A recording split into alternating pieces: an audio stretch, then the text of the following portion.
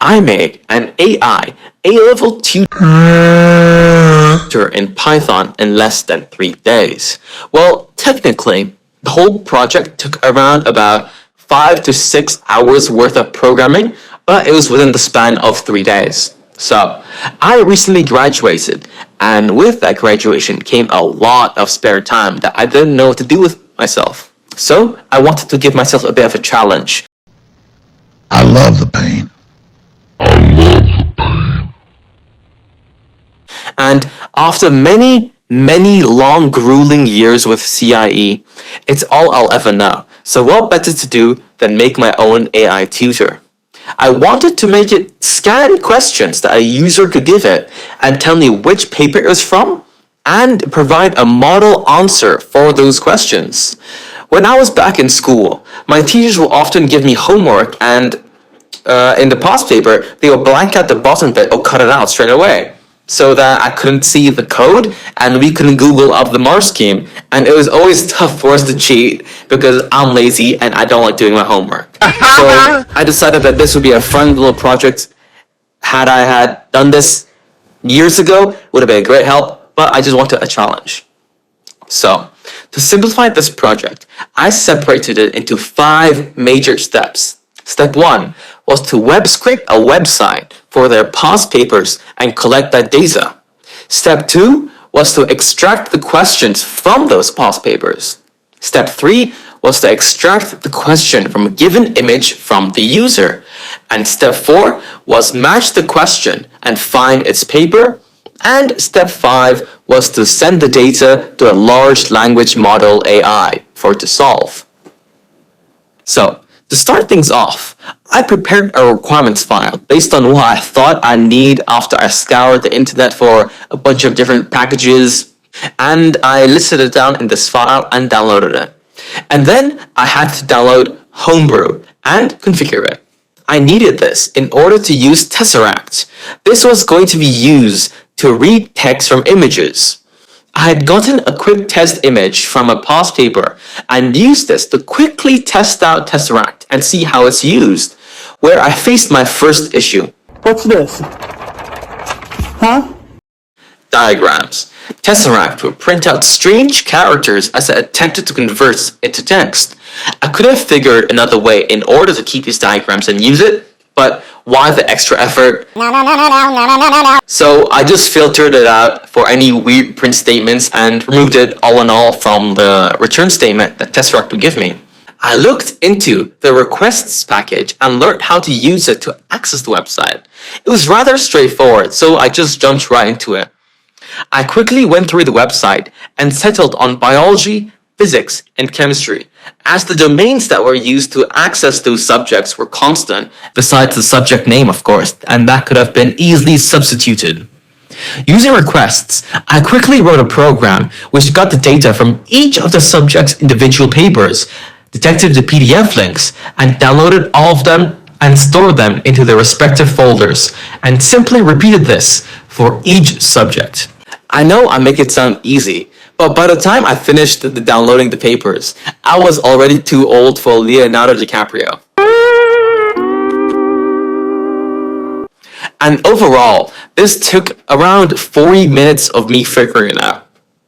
Now, I have all the past papers I needed, and the next step was to scan the data from the PDFs and output only the questions. I decided to use a package called PDF Plumber because it was the first one I saw and it seemed quite simple enough. I coded a quick program that would open the past PDFs and scan the text and return it. But it was returning all the text, so I had to hard code a few restraints so it would only return the questions. And as I did so, I ran into a few issues with deciding on the restraints and on how to only keep the questions. But obviously, after some time, it worked. I then joined the individual lines of questions that I was returning together to form fully formed questions. The domain I had to use was hard-coded so then I could figure out how the proof of concept was going to be. So at this point, I had to make a new program using that logic to cycle through all the different papers that I had wanted and all the different years and all the different types. Now, I wanted to make it so it would send these fully formed questions into a JSON file for the sake of easy management.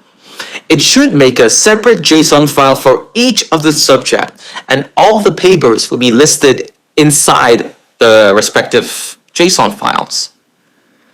Now, I needed to convert the user-given image of the unknown question and turn it into text. It was mostly the same logic I had to use, and I reused a lot of the code, but it had a few issues with rendering the numbers of the questions. Why won't you adopt me? Because you're... And it took a bit of time to fix it after tinkering with the configurations. And then I made it output in the same format as our new question database and uploaded it to a new JSON file. Next step was to make it cross-reference the user question to all the other questions in the database that we had initially made from the past papers and output the most likely correct one. However, at this point, it was when I realized that the database of questions that we had made earlier was translated into text very poorly and needed to be fixed, as huge chunks of questions were missing, some texts were in a weird format, and it just didn't make sense, and the program wasn't doing as it was meant to. I adjusted it so that it goes through all the questions in the user questions JSON file in case there were multiple questions given, as I can't predict what the case would be. And then after I did some debugging on why some of the questions were full on missing, it turns out at the initial moment where I started this project and I was scanning the PDF files, it had been starting on the third page. Initially, I made it skip the first page because it was the cover page, but I guess I must have made a mistake and made it skip 2 pages. So that's why huge chunks of the questions were missing, and I quickly fixed this issue. Now, at this point, there was still an issue with the logic I'd used to compare the 2 questions together to find the most likely correct question. And after a bit more tinkering, I figured that I should join the lines together and compare those chunks of text rather than comparing their individual lines, as it could have led to an issue with the calculating of the total. And finally, it works. We had to use this data and send it to a large language model like ChatGPT, for example, and output an answer. But after I did some basic programming, ChatGPT essentially told me I was too broke to use it.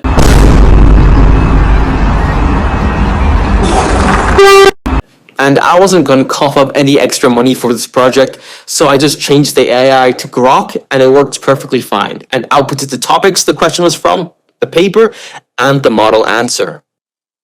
Now, at this point, my project was completed, and the last step I had to do was film this commentary for the video, and it took 3 weeks for me to move my lazy butt and get to this camera and start talking to you guys, because I wanted to upload this video and finally get over it.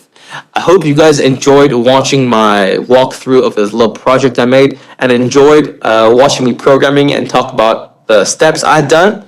If you guys are interested, please tell me so I can make more videos like this and do other strange projects. I will link some source code in the description, so if you want to check it out or try it yourself.